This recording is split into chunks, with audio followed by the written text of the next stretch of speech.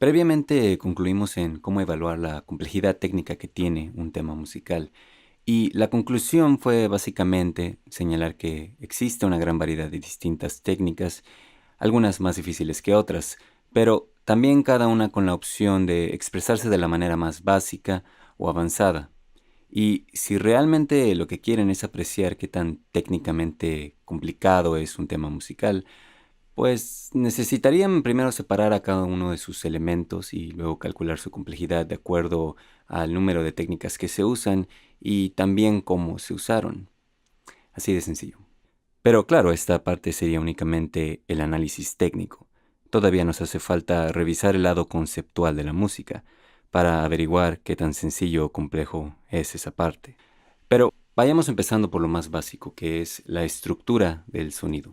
Ya hablé con detalle sobre este punto en uno de mis videos anteriores, pero para quienes se lo perdieron o no recuerdan muy bien su contenido, les daré una breve reintroducción al tema. Es posible que ya algunos de ustedes estén familiarizados con el número áureo o la sucesión de Fibonacci, una serie numérica que es bastante frecuente en la naturaleza, pero esta serie no es la única que encontramos. El sonido que producen los instrumentos u otros cuerpos resonantes también siguen una serie numérica bastante sencilla, por cierto, y se los pondré de esta forma. Cuando escuchamos un tono individual, generalmente pensamos que existe una sola vibración, como cuando vemos la imagen del sonido. Pero solo porque observamos una sola onda no significa que solo vibra un tono.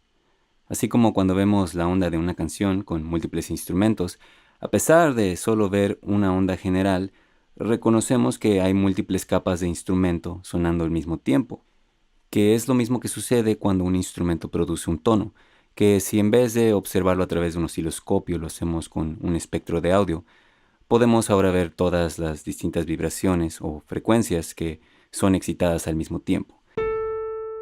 Por lo que la onda que les mostré al inicio en realidad no es una sola vibración, sino más bien es la suma de todas estas. Pero también estas distintas frecuencias que produce el instrumento siempre siguen el mismo patrón o la misma serie.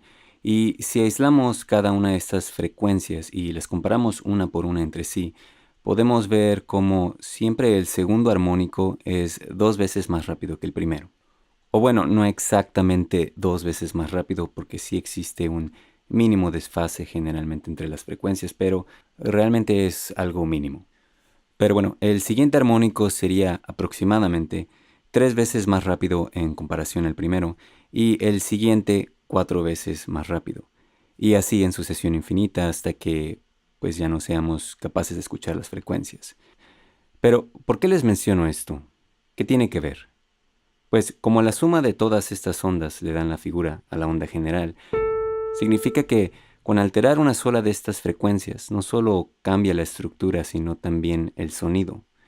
Pero bueno, tampoco no es como si hay mucho que se puede hacer para cambiar la estructura del sonido que produce un instrumento, al menos de que se use una corriente eléctrica para producirlo. Por ejemplo, una guitarra eléctrica no tiene un cuerpo tan resonante como una acústica. Su diseño se enfoca más en la vibración de la cuerda y la corriente eléctrica que produce a través de las pastillas que le ponen al instrumento. Pero déjenme les explico un poco cómo esto funciona. Estas pastillas tienen imanes o bobinas que reaccionan a la vibración de las cuerdas de la guitarra. Funcionan más o menos como transductores, transformando la vibración mecánica de la cuerda a una vibración eléctrica. Después de eso, esta onda eléctrica pasa por un cable al amplificador para aumentar la energía de la señal y hacer vibrar a la bocina como lo dicta la señal electromagnética. Pero antes de que la corriente llegue a la bocina o al amplificador, es posible alterar las ondas electromagnéticas, y esto a través de múltiples efectos que se construyen en forma de pedales, de racks o plugins. Entonces, si estas ondas que describen la estructura del sonido son el ADN, estos efectos serían el laboratorio para modificarlos. Una gran mayoría de estos efectos solo alteran la amplitud de las frecuencias, a veces comprimiéndola y otras veces saturándola,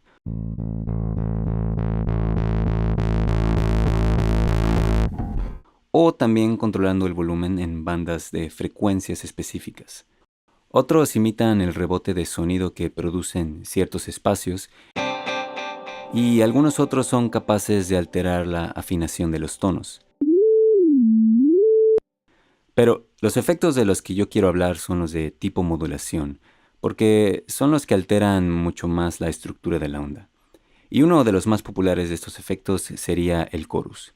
Y lo que hace este efecto básicamente es duplicar la señal, luego retrasarla aproximadamente unos 30 milisegundos y después modular la afinación de la copia a partir de la velocidad e intensidad.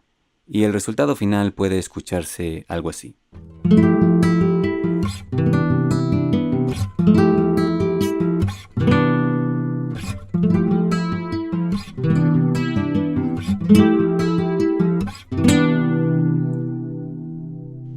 Ahora, sí quisiera aclarar antes de que, dependiendo del individuo o empresa que construyó el efecto, algunos de los parámetros van a ser distintos, pero el principio siempre será el mismo. Pero bueno, el siguiente efecto es el flanger, que al igual que el chorus duplica la señal y también la retrasa, pero con una separación de 10 milisegundos aproximadamente, y en vez de modular la afinación, modula el desplazamiento del tiempo. Y tiene un sonido que si es modulado lentamente, parece producir como un efecto Doppler robótico.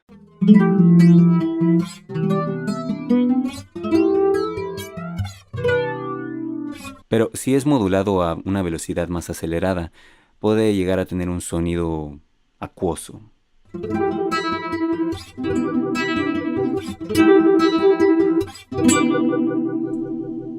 El tercer efecto es el phaser, que está basado en el principio del desfase del audio, en donde se duplica una onda y después se invierte o se hace un desfase de 180 grados para cancelar la onda entera, lo que significa que no se escucha nada. Pero bueno, lo que el phaser hace con el desfase es producirlo en una banda de frecuencia específica. Y cuando se hace el desfase entre estas dos señales se genera un corte de frecuencias o un nodo que también es modulado. Pero el otro detalle es que este efecto tiene un mínimo de 2 puntos de desfase y máximo, pues depende de quién lo construye, pero el que yo uso tiene un máximo de 12 nodos. Y el sonido que produce esta modulación desfasada es algo similar al flanger, pero también distinto. Así que mejor les pongo un ejemplo.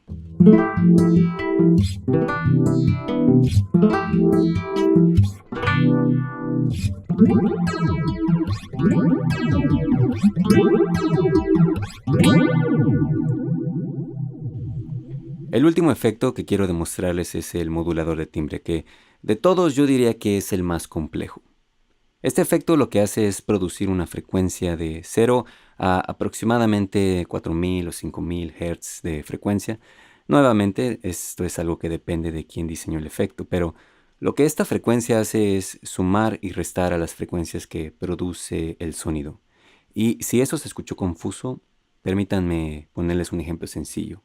Digamos que esta es la señal que produce el instrumento y es una señal de 440 Hz. Ahora, si activamos el efecto no va a pasar nada hasta que le agreguemos un valor a la frecuencia cargadora del efecto. Entonces, si le diéramos un valor de 100 Hz, lo que sucedería es que generaría una frecuencia de 440 más 100 y 440 menos 100.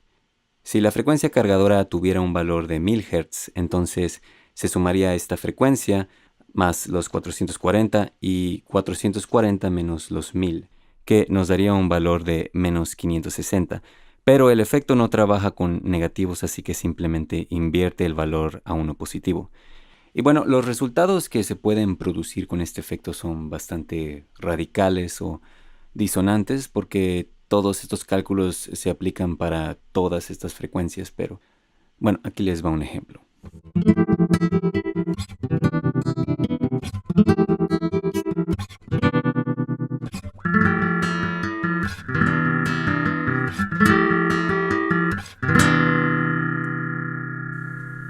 Ahora, la complejidad que estos efectos le agregan al sonido puede variar dependiendo de qué tanto se exageren sus parámetros. Y en ocasiones, cuando son muy exagerados, los resultados pueden sonar no muy musicales. Pero el punto es que con estas herramientas podemos alterar la estructura de los sonidos que producen los instrumentos. Ahora, ¿qué pasaría si la onda no viene a partir de un cuerpo físico? Imagínense si tuvieran la libertad de crear una onda desde cero. Esto sí es algo que se puede hacer con un sintetizador. Claro, mientras entiendas qué hace cada una de estas entradas y salidas y qué parámetros controlan las perillas o botones. Pero a diferencia de los instrumentos acústicos, con los sintetizadores sí puedes alterar la estructura básica de la onda. Y el principio de cómo se logra esto se puede dividir en cuatro distintas partes. El oscilador, el filtro de frecuencia, el oscilador de baja frecuencia y el envolvente. Ahora, déjenme les explico qué demonios significa cada una de estas cosas. El oscilador es el generador de ondas que producen los tonos en el instrumento. Y cuando pensamos en ondas, lo que generalmente nos viene a la mente es la onda de seno. Pero hay una variedad de distintas ondas que un oscilador puede producir, y entre las más comunes, aparte de la que acabo de mencionar, está la cuadrada, la triangular y la de diente de sierra. Y supongo que es difícil imaginarse el viento vibrar de forma cuadrada, pero la figura de estas ondas es también influenciada por la serie armónica. Y si observamos el espectro podemos ver cómo se comporta cada distinto armónico. Y la amplitud de cada una de estas distintas frecuencias es lo que le da la figura a esta onda. Por ejemplo, si voy eliminando cada una de estas frecuencias una por una, se puede empezar a observar cómo la onda comienza a modificar su estructura, lo que demuestra cómo cada uno de estos armónicos son esenciales para que conserve su estructura inicial. En el caso de una onda cuadrada, los armónicos se comportan de una forma mucho más peculiar. Si empezamos esta vez a partir de un solo armónico y después vamos agregando el resto, poco a poco el cuadrado empieza a mostrar su forma. Pero si en vez ahora prestamos atención al espectro de audio y comparamos con la imagen del ejemplo anterior, si ven cómo la onda cuadrada hace un corte en cada frecuencia con un número par. Entonces, estas ondas obtienen su figura característica a partir de fórmulas matemáticas aplicadas a la serie armónica. Y como ya lo observaron, alterar cualquiera de estas frecuencias, aunque sea solo un poco, va a provocar una modificación en la estructura básica. Y de ahí es donde entra en juego la siguiente función del sintetizador, el corte de frecuencia con el filtro. De los filtros más básicos que existen está el high pass, que elimina partiendo de las frecuencias graves. Luego está el low pass, que elimina partiendo de las agudas. Y el band pass, que solo permite pasar una banda específica de frecuencias. Otro parámetro que siempre va de mano en mano con los filtros es el de la resonancia, o a veces también conocida como el Q. Y este básicamente lo que hace es aumentar la pronunciación a la curva del corte para influenciar la intensidad de las frecuencias que son afectadas por la curva. Y aparte de esto, el filtro también puede ser influenciado por el oscilador de baja frecuencia, que lo afecta modulando la posición en donde se hace el corte y la resonancia, utilizando ondas con distintas velocidades, que hace el efecto popular del...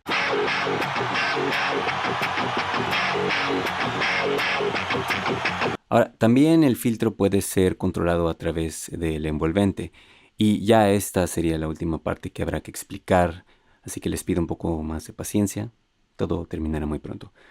El envolvente trabaja con cuatro distintos parámetros que no solo afectan el comportamiento del filtro, sino también el de la onda, empezando por el ataque, que describe la velocidad en la que la frecuencia llega a su máxima amplitud. Por ejemplo, si el ataque tiene un valor mínimo, el sonido suena instantáneo, pero si tiene un valor más aumentado, la onda incrementa su volumen paulatinamente. Entonces, ataque rápido, ataque lento. El siguiente parámetro es el decaimiento, que controla la velocidad en la que la onda pierde su amplitud. Y funciona de la misma forma que el ataque, solo que al revés. El tercer parámetro es el sostenimiento. Ok, no puedo. El tercer parámetro es el sustain, y este controla el volumen constante de la nota. Si este parámetro se encuentra al máximo, la amplitud siempre también será máxima sin importar el decaimiento o el decay. Y si tiene un valor reducido, el volumen se mantendrá constante mientras el oscilador se encuentre activado. O en términos más sencillos, mientras la tecla se mantenga presionada. Pero bueno, el último parámetro, por fin, es la relajación.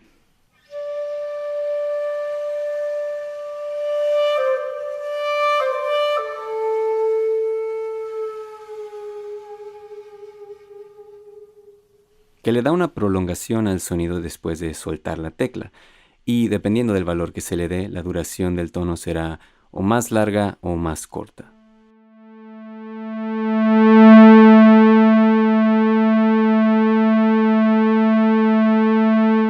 Y bueno, esa fue mi breve explicación de cómo se cambia la estructura de una onda usando un sintetizador.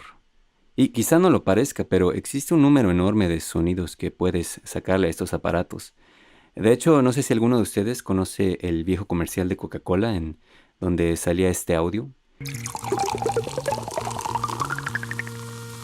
Y cuando lo escuchas, pues piensas, ok, es el sonido de un refresco cayendo en el vaso. Pero no, en realidad es un sonido que produce un sintetizador, que fue creado por esta persona, Susan Chiani. Eso y más puedes lograr si dominas este aparato eléctrico, pero bueno, ya para no hacer el cuento demasiado largo. Probablemente mucho de lo que se ha mencionado en este video lo entendieron, porque pues sí sé explicar muy bien las cosas, pero también lo más seguro es que la mayoría de todos se les va a olvidar más pronto que tarde. Por lo que la lección que yo les aconsejo intenten recordar es la siguiente, porque el video no trata específicamente sobre los armónicos o cómo funcionan los efectos de modulación o el sintetizador. El video trata sobre la complejidad conceptual que podemos analizar a través de cómo estructuramos la música, ya sea a partir del ritmo, la melodía, la armonía o la base. Pero más allá de estos componentes existe algo más que podemos controlar, y eso es la fuente que produce el sonido. Si la estructura de la onda determina el sonido que escuchamos, creo que entonces también es importante tomar en consideración la complejidad de la onda, sobre todo cuando esa estructura es algo que podemos controlar.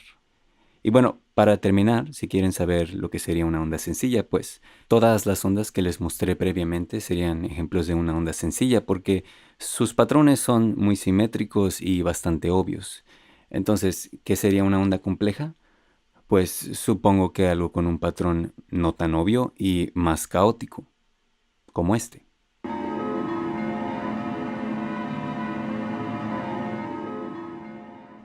Pero en fin, queda en pendiente los 4 componentes restantes de la música, que mejor guardaremos para la próxima ocasión. Por lo que por ahora yo me despido. Hasta la próxima.